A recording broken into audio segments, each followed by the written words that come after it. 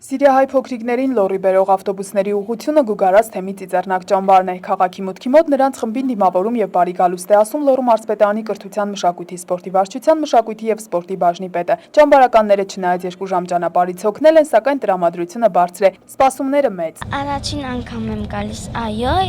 սպասելիքներ շատ ունեմ։ Մենք մեզ շատ լավ ենք զգում, որովհետեւ մենք մեր հայրենիքում ենք։ Ես հայրենիքում ինձ շատ լավ եմ զգում ու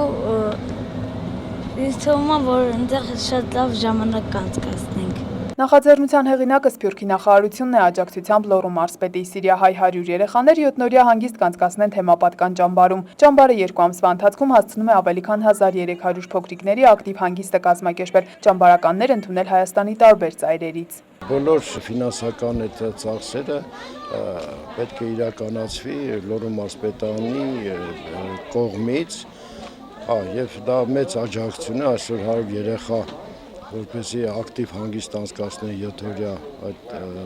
ճամբարում, դա հրաշալի մեծ նախաձեռնություն է, մեծ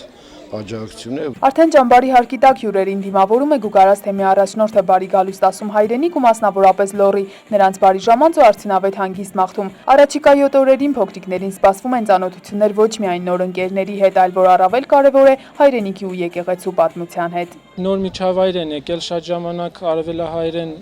երբ որ խոսում ես իրենց հետ, իրենք բառեր կա, որ բաներ կա, որ չեն հասկանում, չեն ընկալում։ Ինձ թվում է սա ստեղի երեխաների հետ շփվելով իրանք ավելի շուտ կինտեգրվեն եւ բնականաբար այդ հոգեկան ստրեսը, որ իրանք ստացել են պատերազմի արդյունքով ստիպված թողել են Սիրիան եկել են, դա էլ ինձ թվում է կմեղմի, հուսով եմ